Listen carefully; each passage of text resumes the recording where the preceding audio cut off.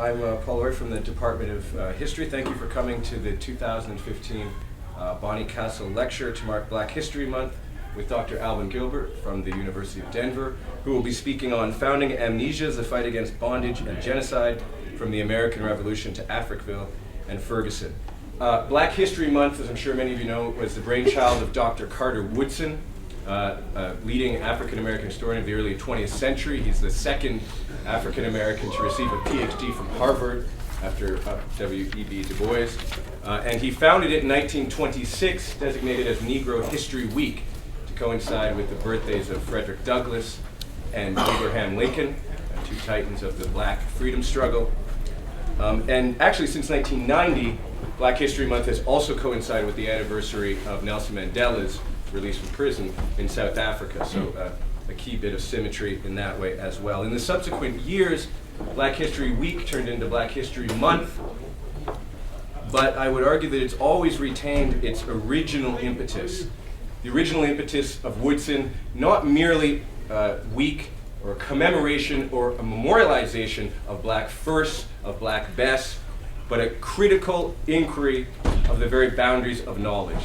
Not simply a forging of counter-narratives, but a critique of how narratives themselves are formed. Who gets to form these narratives, the power implicit upon them, and the like. And so we mustn't think of it being something of a dead letter, but as an ongoing engagement with the boundaries of knowledge. And I think it's therefore fitting that Dr. Gilbert, whose work weaves together many of these issues of race, of power, of violence, of nonviolence, of ethics, of international relations, is going to speak to us today on these issues. Dr. Gilbert is the John Evans Professor at the Joseph Goebbels School of International Studies at the University of Denver. He received his PhD from Harvard and is a past fellow of the American Council of Learned Societies and the Institute for Advanced Study at Princeton University. He's the author of numerous books, including Marx Politics, Communists and Citizens, Democratic Individuality, and his most recent book, Black Patriots and Loyalists Fighting for Emancipation in the War for Independence, with University of Chicago Press. He's a democratic theorist and poet whose research includes international relations theory, history of political thought, ethics, philosophy of science and social science, and slavery. And he recently co-authored the University of Denver's report on the 1864 Sand Creek Massacre, which was a pivotal event in the founding of the state of Colorado and of the University of Denver. I'd like to also thank our sponsors who made this event possible: the H. Sanford Riley Center for Canadian History, the Faculty of Arts, President's Office, Vice President Academic, Department of Political Science, the Department of History, the Uniter, the Ritt Institute for Religion and Global Policy, United Center for Theological Studies, Mennonite Studies, Global College, Associate Vice President, the Zamalago Foundation, and the Department of Research and Innovation. So thank you to all of those sponsors.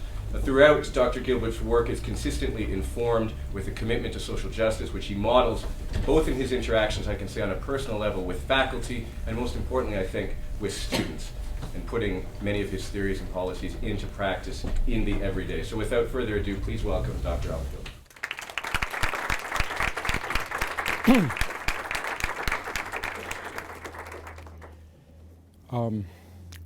Thank you very much for coming, and I would particularly like to thank Eliakim Sibanda and Paul Lowry, and the spirit with which they do things is a very deep seeking of the truth for people who have been oppressed, about people who have been oppressed.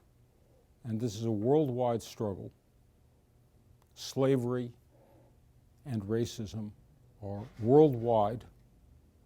And of course, genocide against indigenous peoples, which I'll talk quite a bit about, and is big news here now with this McLean's article, which as far as I could see, I read through it, and I don't know, I couldn't bear to live in a city where little girls disappeared, and out of racism, nobody did anything about it. Or excuse me, the judge said it wasn't a racial issue.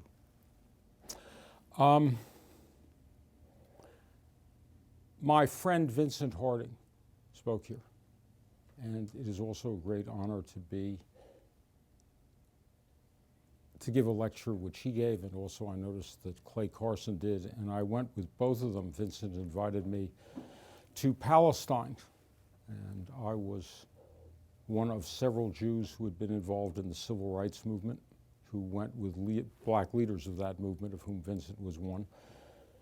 And we all got to see Jim Crow, or worse, up close and personal, and to see nonviolent resistance against it, not given much publicity, and of course stepped on by the State of Israel. So Vincent was, I went with to the Asala meeting, which honors Carter Woodson, and it was the 30th anniversary of his book, There Is a River. And if you've never read There Is a River, it is as lyrical and powerful writing in black history as anybody, or history, as anybody is ever going to do. So you might go out and read it. Okay, I also wanted to thank the students who came in. I'm involved in Black Lives Matter, and I'll talk a little bit about that. And it's not just the murder of Mike Brown in Ferguson and the stonewalling of the leaving of his body in the street for 4.5 hours, the stonewalling of it, the arming of the city of Ferguson by the Pentagon, because, you know, what would a suburb of St. Louis do if it wasn't armed by the Pentagon? And I suppose they got some Israeli products, because, you know, all that murder of children in Gaza, there are 430 children murdered in Gaza in the last round. I believe there was one Israeli child killed by Hamas missiles, murdered, right?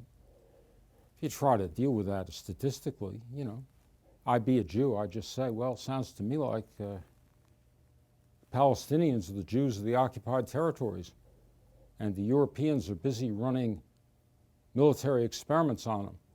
And there's a link, people in Gaza noticed it, between Gaza and Ferguson. So what you did in solidarity today with the folks having die-ins, pretty big deal. And it extends. Eric Garner, who was murdered in New York, I can't breathe. You know, LeBron James wears a shirt that says, I can't breathe. Right? He's not the most political guy, right? Football players, you know, they look down on NFL players who make trouble for them. You know, you get crippled and playing football if you don't get your mind blown away, like Junior Seau. People stand up about this. Tammy Rice is a 12-year-old boy who had a toy gun in St. Louis in a park, and a policeman shot him dead about a minute after getting there. Well, in Denver, Jessica Hernandez, she was driving a car which they alleged to be a stolen car, and this policeman shot her, and the car apparently ran into another policeman.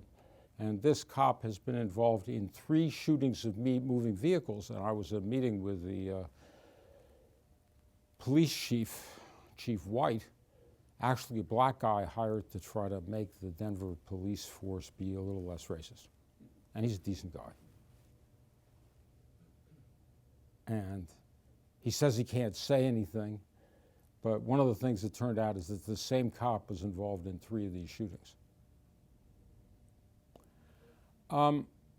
The saying, Black Lives Matter, reflects reality.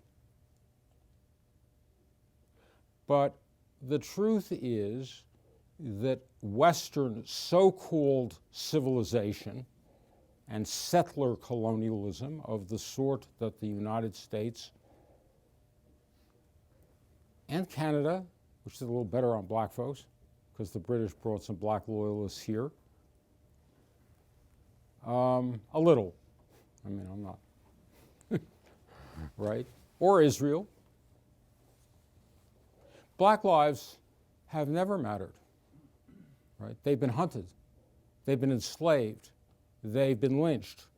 There's Jim Crow. You want a great song by Billie Holiday, try Strange Fruit.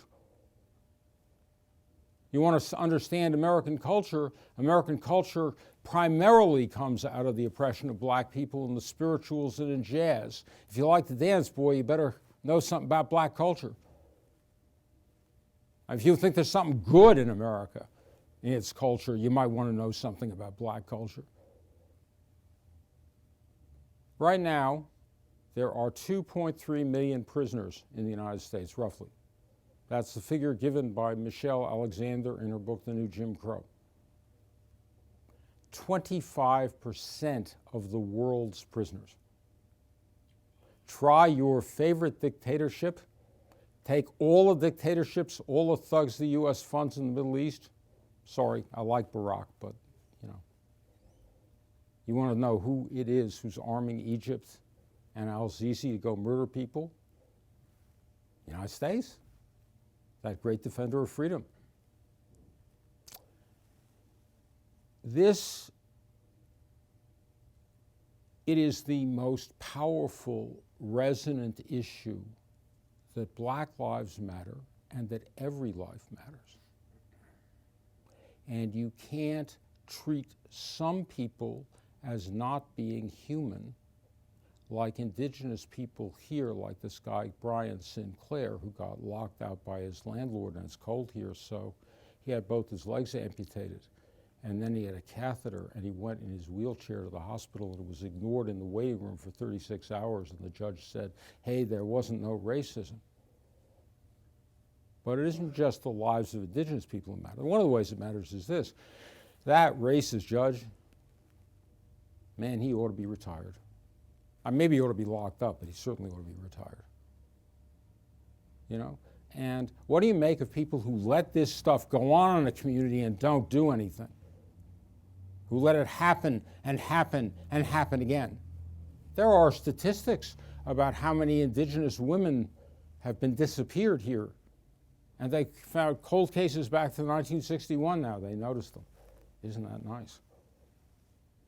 What kind of society is it in which that happens? What kind of society is it in which Mike Brown is going to go off to school and he's walking in the street with his friend, and this cop, all by himself, swings the car around, you know, to harass him, pulls his gun.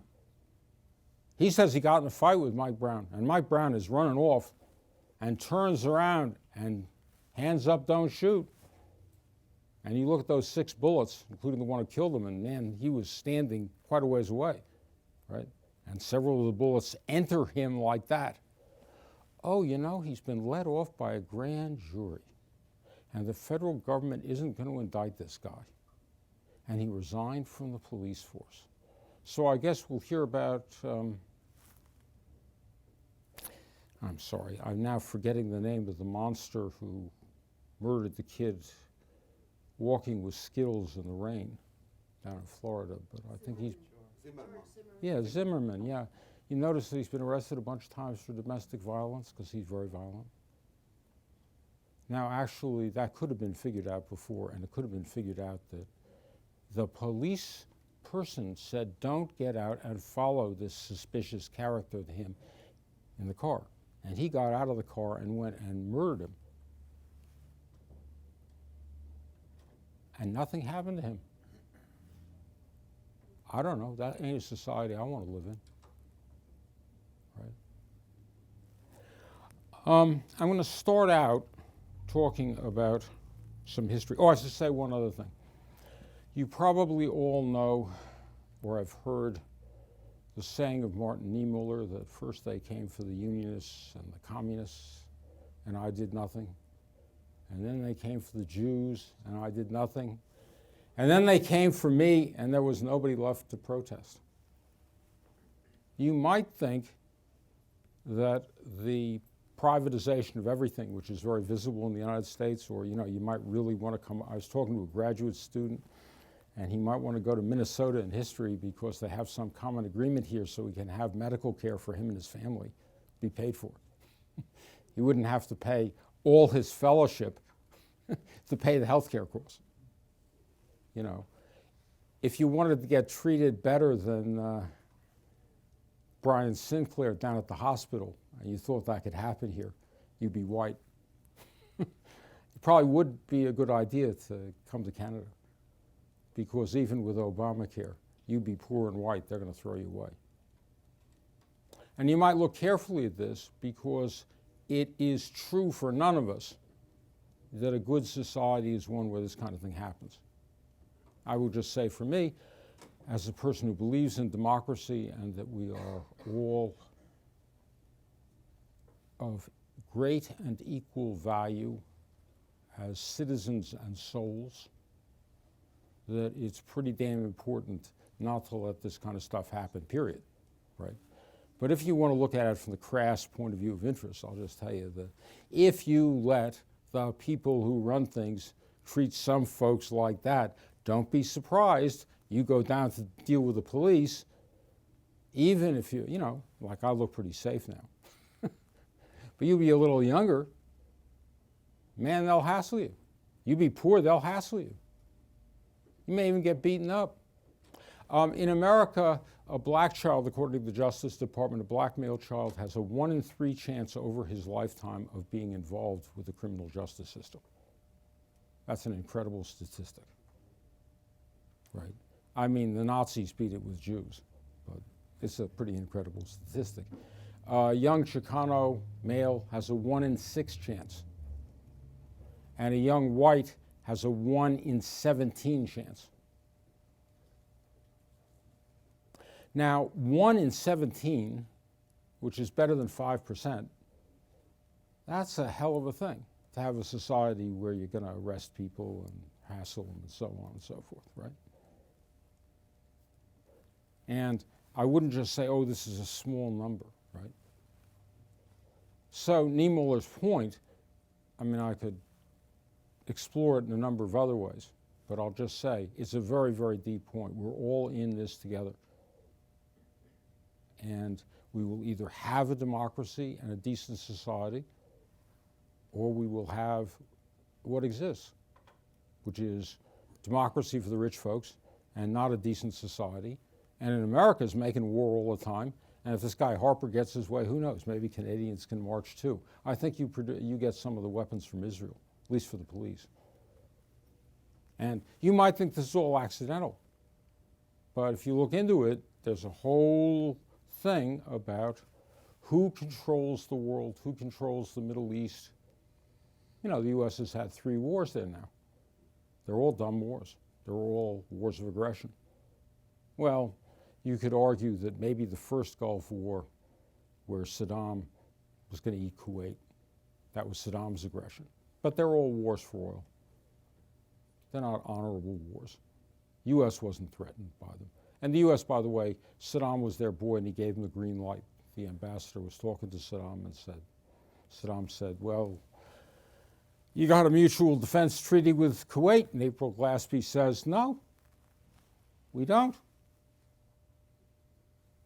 And then H.W. Bush, whom Barack unfortunately models himself on, took the opportunity to have another great coalition to go do this stuff. And by the way, they bombed not only Iraq, but Kuwait and even Saudi Arabia with depleted uranium. And one of the things depleted uranium causes is lots of cancer cases where there aren't before, and deformed children. And you can see this in the film Paying the Price, the John Pilger movie. If you haven't looked at it, it was on BBC about 15 years ago. It's a hell of a movie. The costs of war and the dangers of war to the planet combined with global warming are a huge thing. So I want to talk first about my book and its relation to Canada. And I don't know if the bookstore actually got them. They're in paperback and they can be used for courses. They're 17 American bucks in paperback. This is the lead book at Chicago in History in 2012. And it took me 15 years of research to get the story, and a lot to publish in this area because I did not begin as an historian. And so publishing in the area of the American Revolution, which in social history is not tremendously well funded, but it's sort of like the myth of America, the founding amnesia. What do I mean by founding amnesia? George Washington never told a lie, and he was a great guy, right? Haven't you heard that? You know, he was a serious leader, and he fought the British, and it's the first new nation. Now, you're Canadian, so, you know, Canada didn't. So probably you aren't just into this American mythos, but, you know, you all heard George Washington. Hot stuff. And when the Americans get too stupid about terrorism, or people start teaching, and they say things like, this is what they said in the 1960s in political science, revolution is bad. So, you know, I was one of those people who'd raise my hand and say, the American Revolution, right? And no, I mean, if you want to, no kidding, the stupidity of Harvard professors who think they're scientific is often overwhelming. That is, pseudoscience triumphs, and then people say things that are just so silly. You know, any beginning student, you can't do this in physics, right? You have to actually learn something. But in political science, they say things that are so stupid that any beginning student raises his hand and say, but what about the American Revolution? Oh, gosh. What about the French Revolution? Oh, well, that was bad. Well, anyway. So,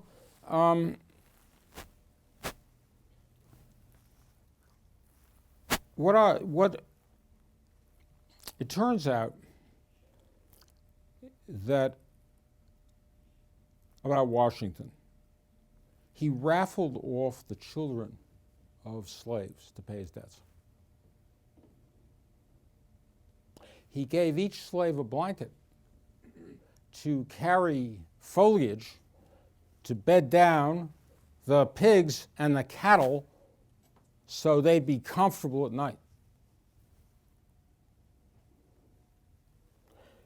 During the American Revolution, his ass was saved at the Battle of Brooklyn by black sailors from Massachusetts.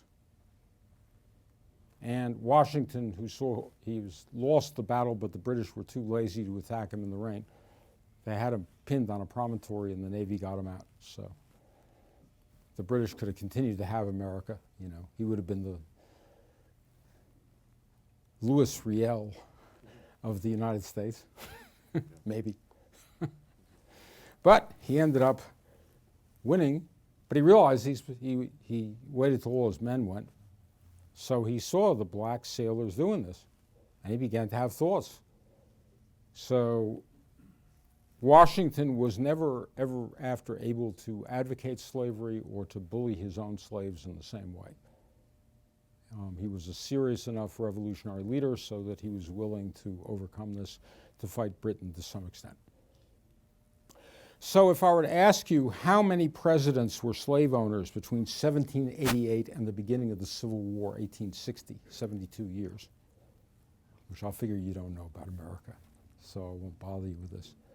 In those 72 years, a slave owner was the president of the United States for 52 years, and every president elected twice was a slave owner. And the rest of them were just creepy Democrats of the time who were pro-slavery, right? I mean, you want somebody good, try John Brown, but don't look up. John Brown, Harriet Tubman, Fred Douglass, but don't look up. So if you say that about the American presidents, you know, and you know, how many German leaders after Nazism were involved in sending people to the gas chambers, right? We were just discussing this book on Nazis brought to the United States by the CIA and the American establishment, war criminals after World War II. Right. Pretty bad. Doesn't make you feel good to read it. The American Constitution, which says that black folks are 3/5 a human being to advance the votes of their owners, one of the most horrible things ever put in a so-called constitution. And if you want to know what a racist joke the Supreme Court is, try Scalia, who's a very smart man, but he really believes in so-called original construction, right? The original construction of the American Constitution was a slaveholder's constitution. That at least was a reactionary document. right? It was cleaned up by the 13th Amendment. Outside of prisons, you could still enslave people who went to prison, which they did under Jim Crow. Slavery by another name, as a recent author talked about. But the slavery that existed before was in the American Constitution, and the idea that the American Constitution is a dead document whose hand ought to rule over us, you have to be a racist fool to assert. Now, this is a big view in law schools. It's a big view. Racist fool. Okay, the New York Times they have best-selling biographies of American presidents, and they only cover slavery from the point of view of, was Tom Jefferson really a bad guy? Because this isn't a modern point of view that slavery is bad. Well, wait a minute. Then we got Sally Hemings. We got all those black Jeffersons, whom he let be in slavery, his children, right? I think there are a number of admirable things about Tom Jefferson, but frankly, Tom Jefferson was an extraordinarily troubled guy.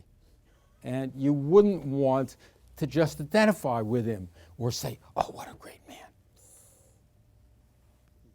And so when my book came out, and it was the lead book in Chicago in history, and the editor of Chicago said, our lead book in history is always covered in the New York Times.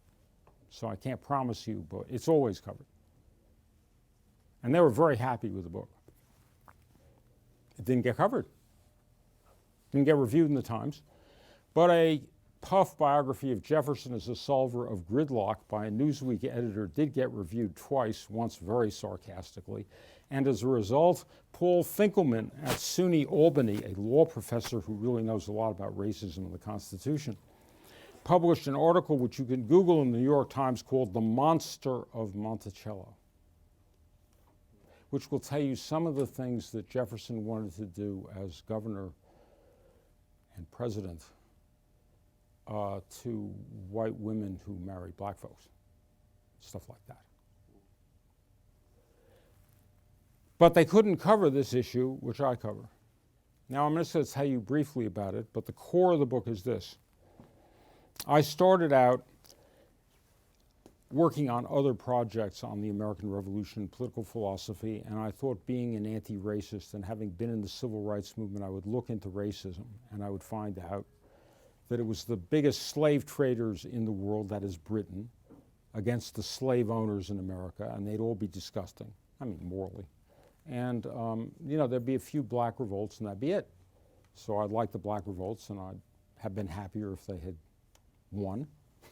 But anyway, I began to look into this, and Gary Nash, who's a great historian, he had written a book called Race and Revolution in 1993, and it has many good stories.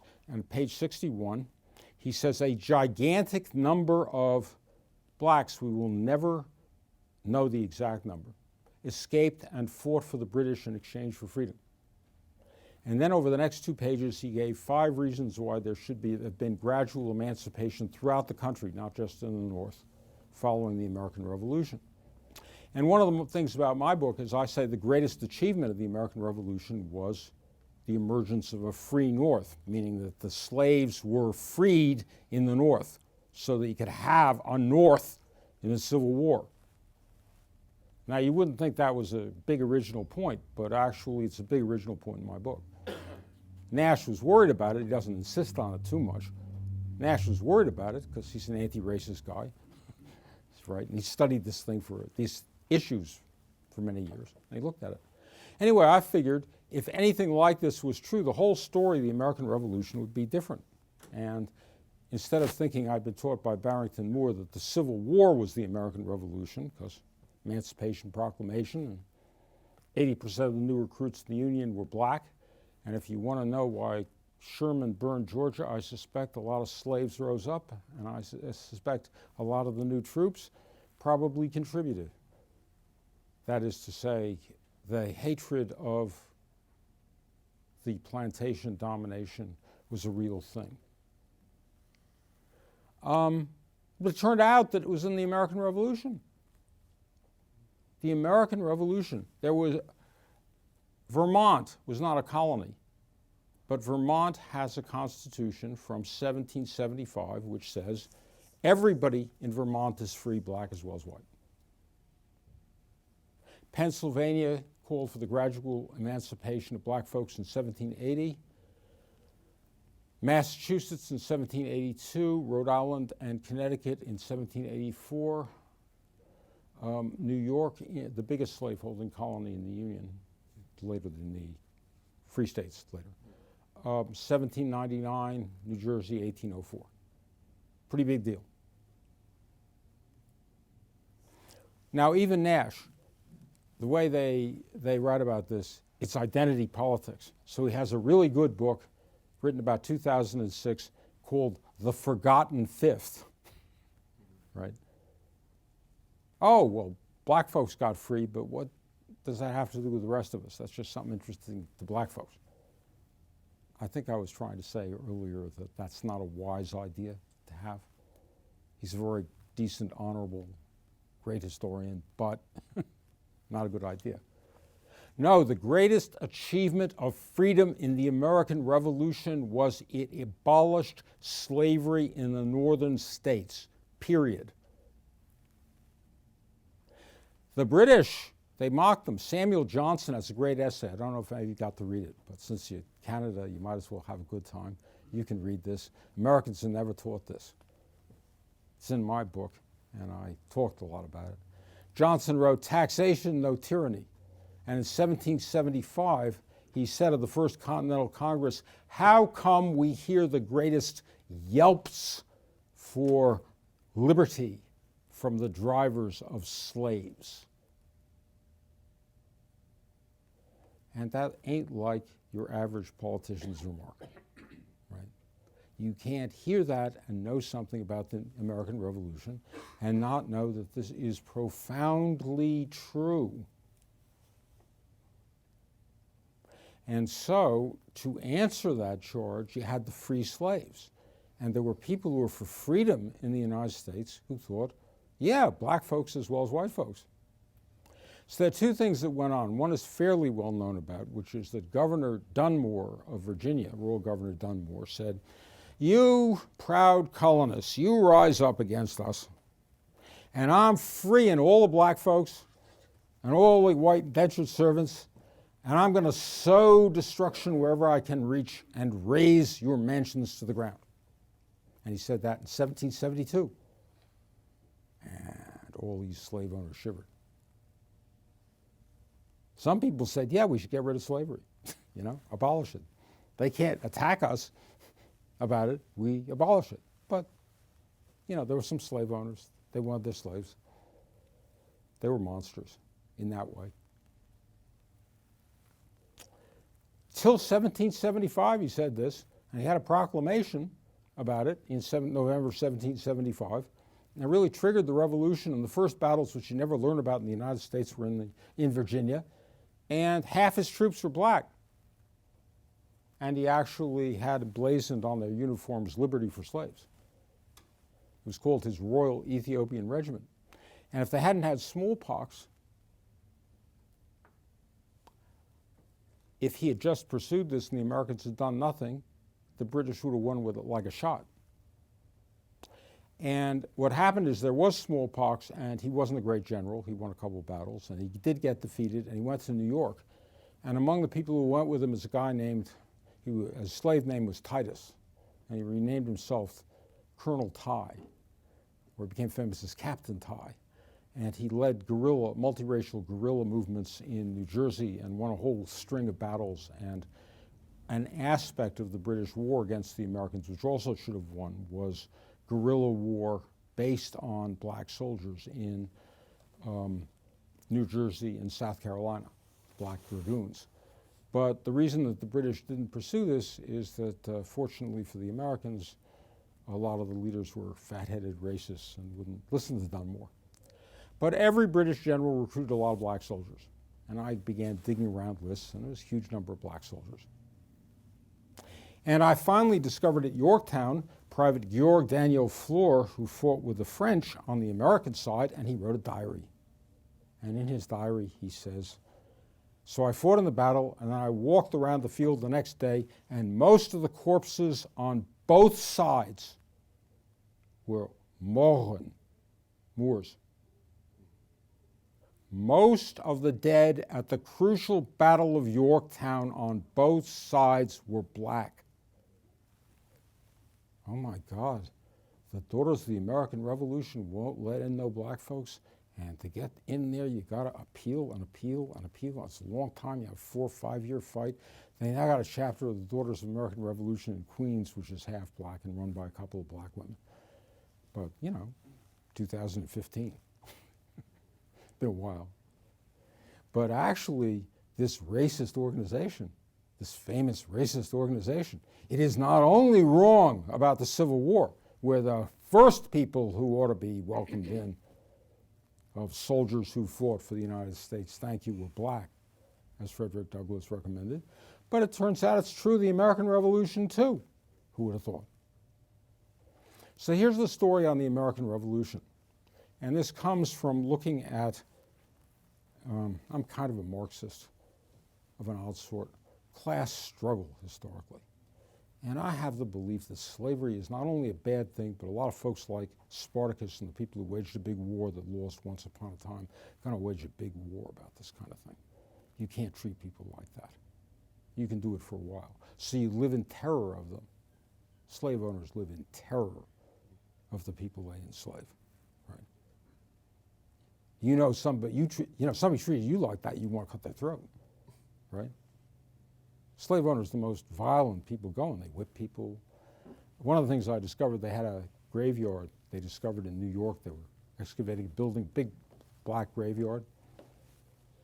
And 40% of the bodies they found, the skeletons, were under 15 years old. Now, I don't have comparable figures for white folks, but I would just say that's an awful lot of kids who died, right? The way you make a slave economy work is you kill a certain number of people as an example. Right.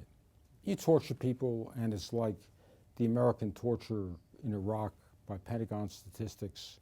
Over 100 people were murdered in American custody in Iraq. Right? You kill a certain number of people. Make the others work harder.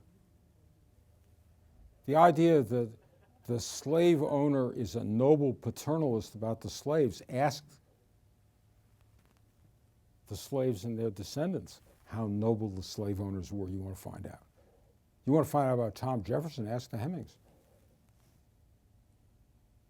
Right? I mean, would you really want to go ask the Nazis, the war criminals, about the Jews and the Roma? You got this Human Rights Museum down here. It's actually pretty good on indigenous people. Actually, apparently the Canadian government even says, hey, genocide, which it was, to this day. And there's a lot of stuff about the Roma and the murdering of mental patients and defective Aryan children in Deutschland, right? Is it really we should listen to the doctors who tell us, like Mitchell and Justin, the two psychologists, got paid a lot of money to design torture for the U.S. under Mr. Bush? We should really listen to them about what happened? Or should we listen to the families of the children who were killed, and should we respond to our own feelings as we have laws against the murder of children? The stealing and murder of children. Like the 60s Scoop, successor to the residential schools, stealing indigenous children. They didn't ask them. They stole the children and settled them in white homes. They even settled some of them in Minnesota. Now there's criticism of this, right? By the way, this is Article 2, Section E of the UN Convention Against Genocide. The Nazis did it, and Franco did it in Spain, and I can give you a long historical explanation of both the law and the practice. The residential schools and the stealing of children is a huge deal, just like busting up Africville was a huge deal, and letting the people go off, and God knows what happened. And, now there's regret 1960s. Now, I'm going to say some good things about Canada, and there are a lot of good things to be said. And especially, by the way, you welcome black folks in the United States, right? And it wasn't great, but compared to the United States, it was like a breath of fresh air. So do not think that I'm knocking Canada at the expense of the United States. Or I'm very happy to praise good things here and the fact that there is this report on the residential schools, which I read last week. You know, that's pretty good. It's a step forward. So what happened is this. In the Caribbean, there are a lot of slaves who rebelled starting in the 1760s. There were about 20 slave rebellions all over the Caribbean. And the sailors who came down with the British, they had been, as we are, sitting here, and the troops had come in and grabbed whoever they could grab. You couldn't fight your way out of here, and you could climb up the mast and you didn't fall over into the sea. There you were, right? White folks, black folks. Some slaves escaped, and they actually signed on because you went to sea. They didn't find you. They didn't care that much, and there was not much difference. But there's a little difference. Right, but for any person who was free, man, this was not something you wanted to do. They had press gangs hunting people, and in the United States, there are big rebellions against press gangs, which are part of the emergence of the American Revolution. And by the way, those rebellions were black and white. And a lot of the sailors in them and people and other people who were part of fighting the press gangs, there was a significant abolitionist movement. Because if you were on those ships and you saw these slave revolts, you would say, they like me, I'm for them, right? You wouldn't identify with the slave owners. You wouldn't identify with the empire. So they went to London in 1760, these sailors, and they talked to a guy named Fillmore, who survives by the initial J, and he wrote 2 dialogues concerning the man trade. And it's a very powerful, they're really worth reading. And you can get them online. Just Google Fillmore and 2 dialogues concerning the man trade, and it'll come right up. 1764, they went to Boston, and James Otis, great American revolutionary, his great-great-great-great-great-great-granddaughter was a student of mine. He wrote The Rights of the British Colonists Asserted and Proved, in which he said, every man, black as well as white, is free. Naturally free. 1764. That was discussed by poor folks in taverns up to the American Revolution. Poor folks were as much against slavery in the American Revolution as ordinary Americans were against the Iraq War. When John Kerry was nominated in 2004, and he had, what's her name? The woman who leads Code Pink, whose last name is Benjamin, and I'm not, anyway. She had a banner, the U.S. out of Iraq. And Medea Benjamin. Thank you. She got hauled out, right? But I bet you if you'd asked the delegates, 90% of them were against the war. In fact, even Kerry, was he not trying to be president, probably would have remembered that his best moment, not his over-the-top moment, was testifying about the war crimes of his fellow soldiers, possibly including himself, in Vietnam. So the illusion that everybody was for the war in Iraq in the United States just completely false. Same with the issue of whether people liked slavery in the American Revolution. Ordinary people didn't. So anyway, a result of this was that the Americans had immense pressure from below to recruit black folks, and the best fighting unit on the American side was the 1st Rhode Island Regiment of Narragansett Indians and blacks, and fought all the way through the war, and they were the main soldiers at Yorktown, along with a black unit from Connecticut and another one from Massachusetts. That was how 25% of the American troops at Yorktown were black, and the main fighters were black. So there was gradual emancipation in the North and a continuing abolitionist movement, and the British took 3,000 blacks, some of whom were still at least formally enslaved, to Canada and settled them here. And there is, right, a national myth about the welcoming of black folks into Canada, but it's not entirely a myth. There was that. And they were settled here, and the white loyalists were all pissed off about not getting land and had race riots against the black loyalists. And a lot of the black loyalists, led by Thomas Peters, didn't get land and campaigned for land. And anyway, complicated story, which I tell in my book, they moved on to Sierra Leone. Now, on the normal historical story, it's a quarter of them. 1,200 people moved to Sierra Leone, and there were 4,000 blacks who came here because there were 3,000 listed in the logs of the ships with General Carleton in 1783, and there must be another 1,000. And every historian has repeated that since. So I looked at the muster rolls, the settlement rolls for Annapolis and Birchtown, which is a substantial part of the people who came on these ships, about 1,000.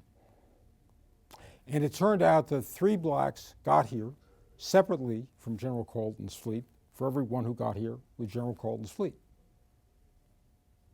It's actually a range because there's a little difference in the figures. But it's about 5,000 or 6,000 more.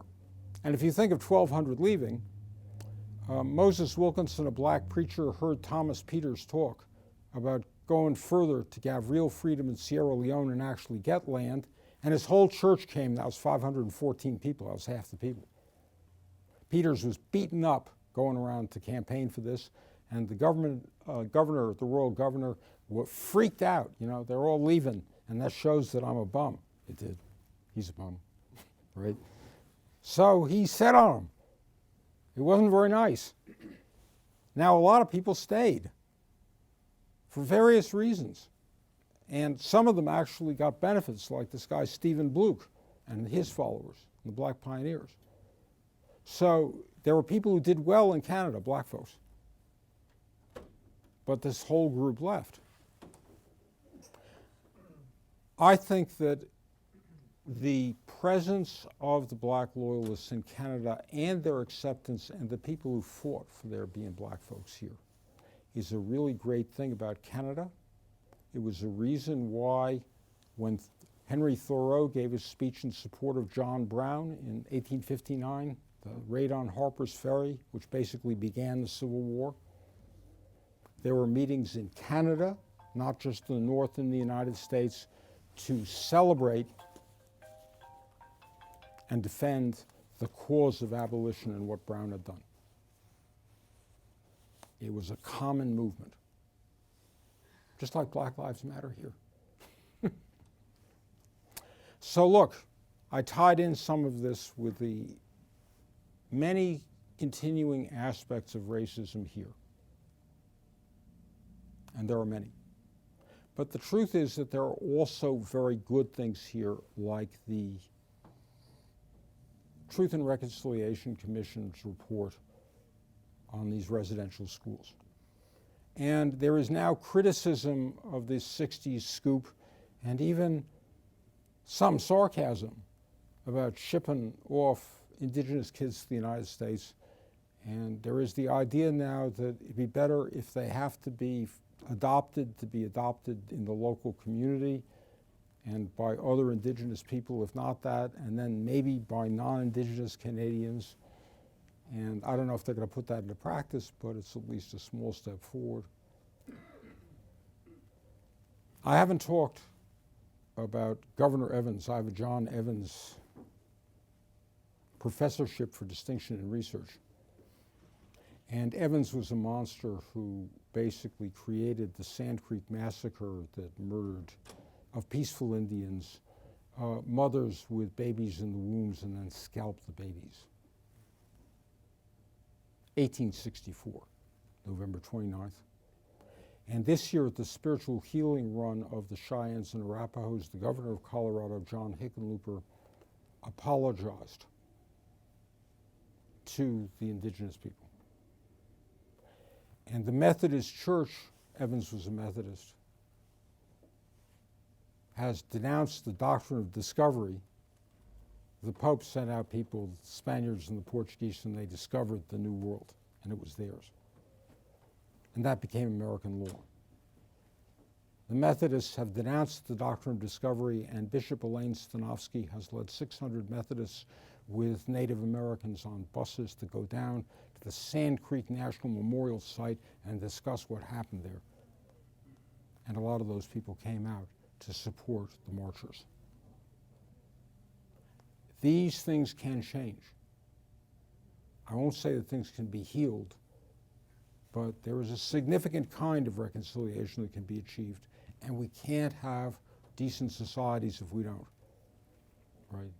That is, America in particular spends $1 trillion on war. It has 1,280 military bases abroad. It is fighting everywhere, even under Obama, who's an anti-war guy, supposedly. But he is a bit. I like Obama. You know, I was in the civil rights movement. It thrills me Obama was elected president. It saddens me that he's so much less than he could have been. That's partly a result of Congress. It's also a result of him. Less than he could have been. But I think that we can all work, something he said, to make it possible to change things. John Hickenlooper in Colorado is not the greatest guy in many, many ways. He's for fracking, a whole bunch of other things. But about the issue of Sand Creek, he is great. My fellow John Evans professors, I think there are now 7 of us out of 20, are going to call for the changing of the name, since, you know, who wants to be the Torquemada professor or the Heinrich Himmler professor or the, you know, you pick your favorite monster. You know, who wants that? So thank you. Questions? Oh.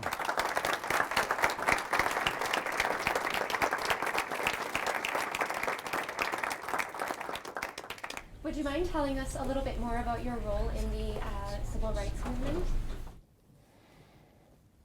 Okay.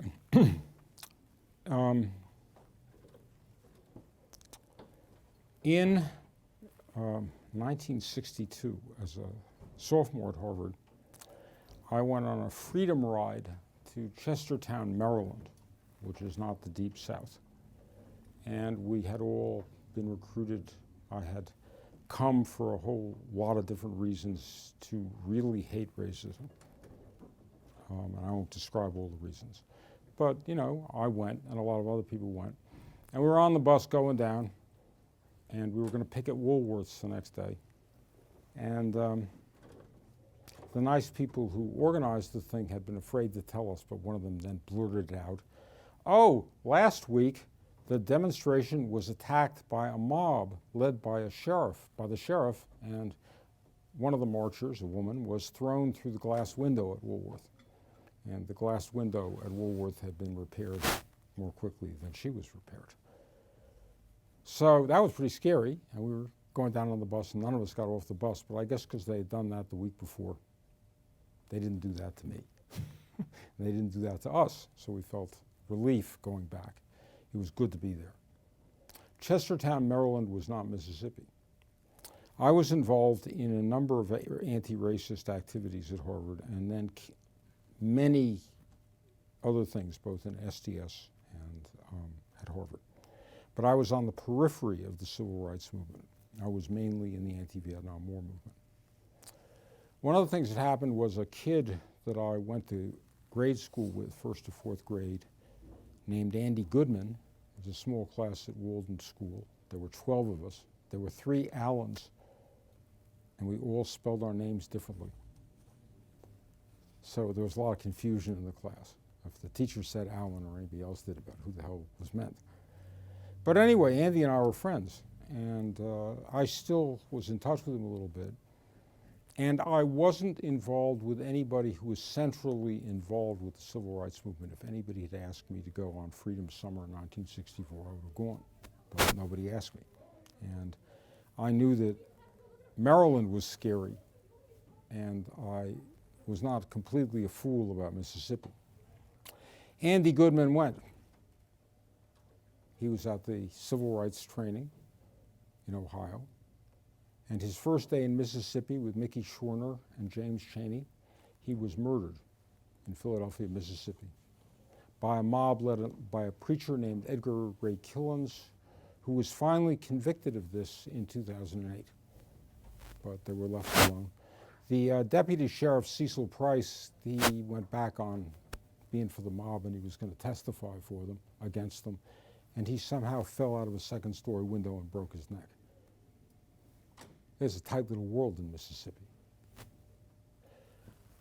So one of the things that, however, because I've done a lot against racism, I connected with Vincent Harding. He was also a leader of the anti-war movement in the movement against the first Gulf War, and then participated some. I got him to speak at a rally in Colorado Springs against the second.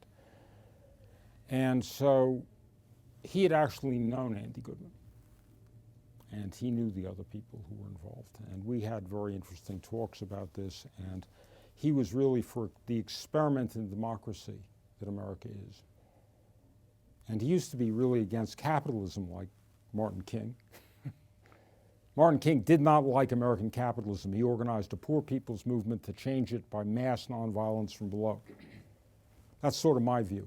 I think we need mass nonviolence from below to stop American militarism and get the $1 trillion that's spent on war not to be given to Mitt Romney and these other, I don't even know what to say about them morally speaking, but to restore food stamps to poor children in Mississippi. That's one of the things the Republicans have been working hard to take away. No, by the way, you do not have a party in Canada that is, I mean, this is an anti-science, bigoted, insane, anti-Christian. Jesus preached for the poor, right? These are the folks who tacked that perpetrator up on the cross. They like torture. I ain't a Christian, but I'll tell you, if these folks are Christians, they ain't none. Right? So I could tell you a lot about various anti-racist things I've been involved in, but the civil rights movement was this enormously courageous, heroic movement. And my friend Andy gave his life for it. And there was no difference. I was an egalitarian like him, and I could easily have gone, and I could easily have been there in Philadelphia, Mississippi. And if you ask me why I'm here and Andy isn't, I don't know why I'm here and Andy isn't. And I would just say for myself, I try to do what I can. So I'm very involved in Black Lives Matter, and in addition to doing this report on Sand Creek as an Evans professor, and you can get it on the web. If you Google John Evans and Sand Creek in the University of Denver, our report of 100 pages, very detailed, will come up that I helped write. I'm working on restorative justice in the university and in trying to do something about the school-to-prison pipeline in the city. And that was aside from Black Lives Matter. So I'm directly involved in Black Lives Matter, but I'm trying to do what I can. And another way of putting this is, since I knew Andy very well, you know, Andy was just an ordinary, decent person. He was going to Queens College, right? And he just thought that the way blacks were treated in the South was unbearable, and he also be Jewish, so, you know, the memory of the Holocaust wasn't that far. So if you ask me why I never fail to mention the Palestinians, as I say, the Jews of the occupied territories, you know, being against oppression, coming out of slavery, treating a stranger with kindness because you were treated with kindness by strangers once, or you would have liked to be. You know, pretty good thing to live by. Right. May not be able to do everything I want, may not have the influence I want to have, may not be able to stop a whole lot of things that ought to be stopped. But I can try to do a few good things, and I don't feel so bad I get up in the morning. My name is Kenda. Hi. Hi there. I just read a story about a family of Muslim people who were murdered, I believe in the UK. And I wanted to see whether you could speak to the sort of racist quality that the West is, that I see the West has taken to the Middle East and sort of the association between that and Islam. It seems like there's a misconception that Islam is tied to ethnicities. I don't know whether you could say anything. Oh yeah, I can say a lot. Although I was going to say, maybe if somebody reminds me, I want to say a few more things about Ferguson. Maybe I'll say just one. Anthony Grimes, who was also, he called Vincent Harding Uncle Vincent. He's a preacher in Denver, and he led freedom rides to Ferguson. And he said he was reborn in Ferguson, and he was afraid to go there because it was a kind of Fallujah. But he knew it was the right thing to do. He told his kids when he was going because he didn't know he was going to come back. And there is no question that this movement requires great courage if you are just to enter in on it. And there are casualties in it, and all kinds of people who are harmed and thrown away. And so it's worth supporting. So look, we just had this horrific incident in France in which 3 crazy people went and murdered some journalists and 4 Jews at a kosher store. And you may have noticed that I don't like U.S. imperialism and its behavior in the Middle East. So if I say, you know, when you murder innocent Jews because you believe Nazi bullshit, you're just a Nazi.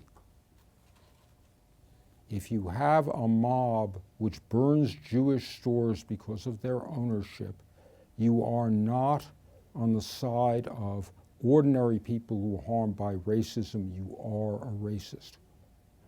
You want to go attack the murderous government of Israel and its horrible oppression, non-violently, which I prefer, or even violently, you will be completely justified. That's self-defense. It's conquered territory. It's illegally and immorally held. This is completely bankrupt. But that's a different thing. That's not the same as, oh, you're Jewish, I gotta murder you. Or, anyway. So, about this thing. Charlie Hebdo is an atheist journal, comes out of May 68. Sometimes they actually publish stuff critical of Israel, but mainly they attack Muslims, mainly, and they make fun of the Prophet and so on and so forth. France, there's a law about the Holocaust. You can't deny the Holocaust and not be subject to legal charges. I personally don't think that's a bad thing. But I think there ought to be a law about a French genocide. They participated in Vichy and so on and so forth, toward Algeria, which they held as a colony, and they murdered 1.5 million Algerians. 1.5 million. And they tortured them. It's just come out in France. There's a lot of stuff about what the police did when they got hold of ordinary Arabs whom they suspected, right? And 10% of the French workforce, a lot of auto workers, live in the suburbs of the banlieue. They're North African. Can't get a job. Can't get training.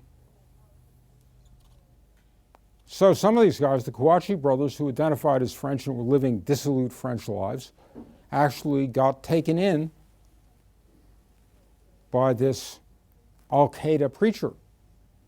But the way he took them in is as follows. He showed them a film or films about what the United States was doing in Iraq, in its aggression in Iraq, and he showed them stuff about Abu Ghraib.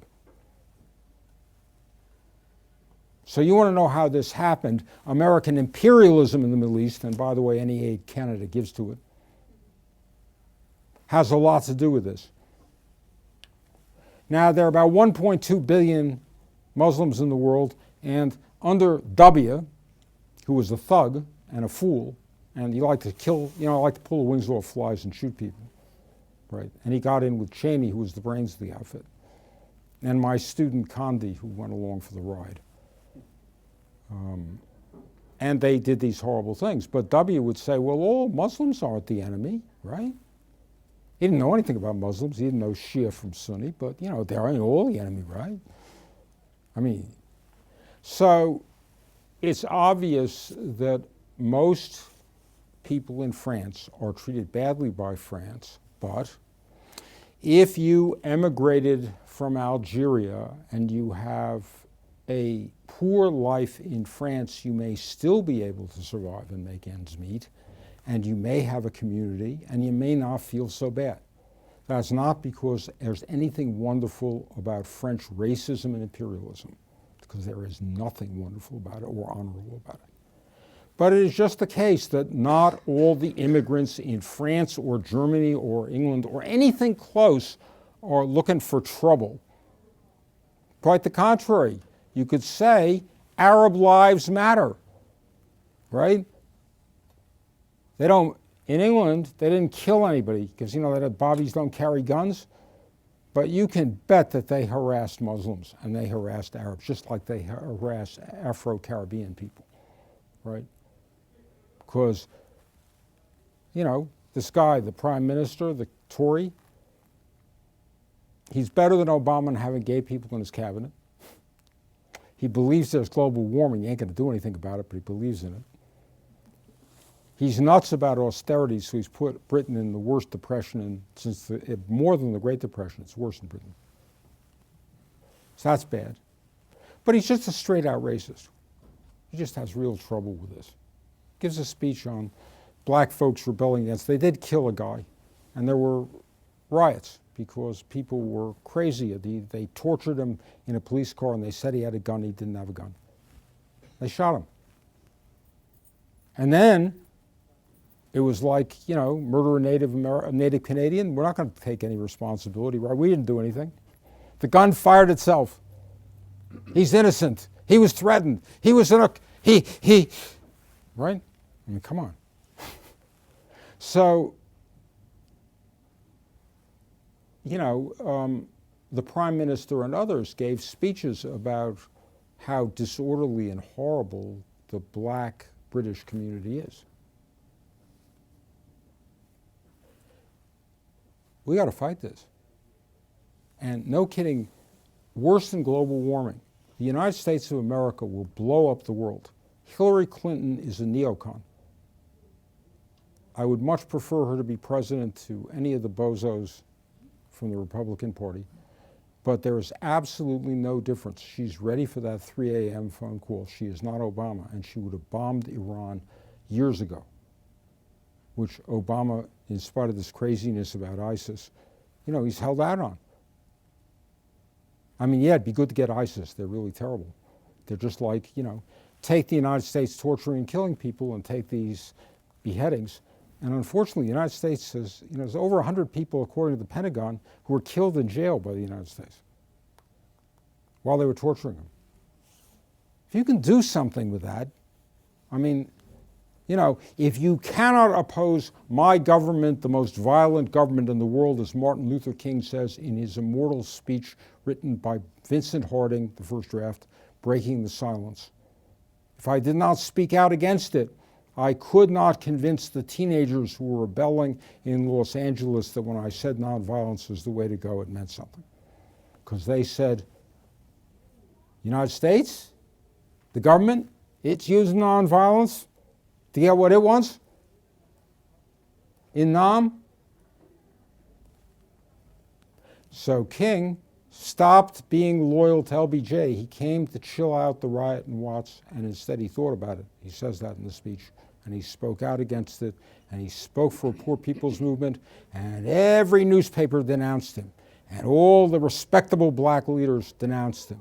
And Lyndon Johnson withdrew the FBI protection, such as it was, that King had, and a year to the day later that he gave that speech, he was murdered in Memphis.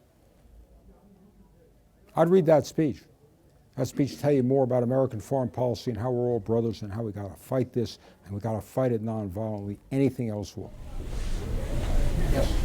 So is there a way? Tell me your name. I have two questions. Christiana. Hi, Christiana. Hi. So is there a way forward, and what do you think it would look like? And do you think wars are just natural, in the sense that if it's not religious wars is racism, if it's not racism it's something? It just seems that in the continuum of things, wars are natural. You know, there's always wars. It's something. Well, these are two excellent and very small questions, which I'm sure I will dispose of very quickly. So look, the North waged the Civil War, and because there was a mass abolitionist movement from below, it came to have the Emancipation Proclamation and eventually to abolish slavery. The South seceded to preserve slavery and to extend it into the Caribbean. Neither thing was inevitable. Neither thing just automatically happened. And one thing was pretty good, comparatively, and the other thing was horrible. It is not the case that there are always wars and that there always have to be wars and that every regime fights wars. There's a lot of historical evidence that the civilizations of old Europe, which were matriarchal, did not fight wars. It's one reason why they were quite easily conquered. But after a couple thousand years. The Native American societies and Native Canadian societies are often matriarchal and don't necessarily fight wars, or they fight ritualized wars in which fairly small numbers of people are killed. Then they get involved with settler governments who like to do mass murder and like to scalp people and things like that. And before you know it, not major wars, but wars. I would look very carefully at this before I said war is automatic. And the other thing is, there are a lot of wars that are really, really, really horrible. Now, another way of putting this is, the human species is going to go out of business very quickly in this century. By the year 2040, California will no longer produce agricultural products. It'll be a desert.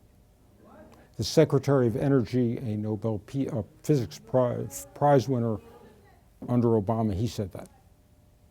They didn't print it in the report on congressional testimony, but he said it, so it got around the edges. And it's true, apparently. Now, if we go on poisoning the world with depleted uranium and drones and bombing here and there, and you can look at the effects on the Middle East of American wars. It's not just, all stuff travels. Americans went. Their kids have the same birth defects, big ears, big hands, and no arms, as children in Iraq after the first Gulf War. You can see that in paying the price. It's worth seeing. If we do not figure a nonviolent, multiracial, everybody is human, every life matters way out of this, we ain't going to have a peaceful time. So I can't say enough to convince you at the moment, probably, but I would just say you might want to think real carefully about the question, because it's a death sentence. Like, if you imagine kids or relatives going on into the future, you're pretty young, you have a long life ahead of you, other things being equal. Probably it's a wise thing to think your way around. So how to do it? I think that publicizing all of these things and what Black Lives Matter did here today is what everybody ought to do. Everybody ought to join with this really wonderful group of people who are making this university, alive. And you could actually get involved. And there are right now lots of indigenous people here who ought to be in this university and certainly ought to be getting an education, who need some support and who need to be recognized as that they're not disabled bodies who are going through the world, as Paul studied about black folks in the United States, ready to be thrown away, but are people who have created powerful cultures, part of what is great about Canada, and whom we all could go forward with into a better future. Now, if you want to talk about movements and institutions and so on, my book, Democratic Individuality, discusses this quite a lot, and I've been active for a long time, but as I said, this isn't like, well, we'd have a real chance to discuss something over a few weeks. This is like, bam. So I would just say there are a lot of good things to be done here. There are a lot of things that can make change right here. Peter, what would be the relationship between racism systemic and racism as subjective? Especially when these days, there's a systemic condemnation of racism, and yet we still find it again practiced in the systems. And then in individuals too, we have those who condemn racism, and then we still find individuals on their own subjective who are racist. So what are the outlets, through which these two relate? Structural racism is the main problem. So you have settler colonialism and genocide against the indigenous people in Canada. My colleague Ramona Beltran, who's an indigenous Mexican, she's in social work, has written stuff on transgenerational trauma. When they murder and oppress and do all the stuff they do, it doesn't just go away. You don't wake up the next morning, those who survive, and just feel good. There's a long heritage of this. If you want to take slavery and segregation and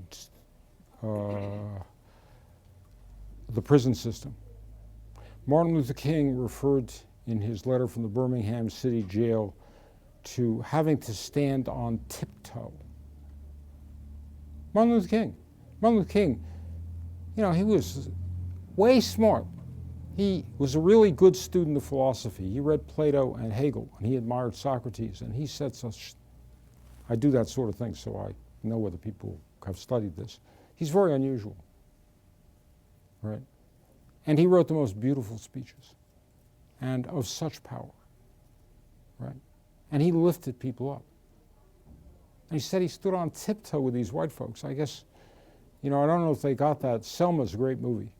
You should really go see it. It's by far the best thing produced in Hollywood in the last 20 years. Right, racist, you don't get it. But. And by a black woman, who's really cool. King said he had to stand on tiptoe around white people.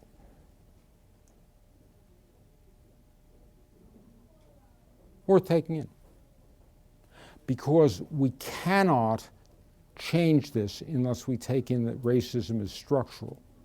If you take kids who've been abandoned or forced out of their homes, a lot of them are indigenous, about 30%, much bigger percent than in the population, and the biggest number of people in these homes. Maybe they've been stolen as well.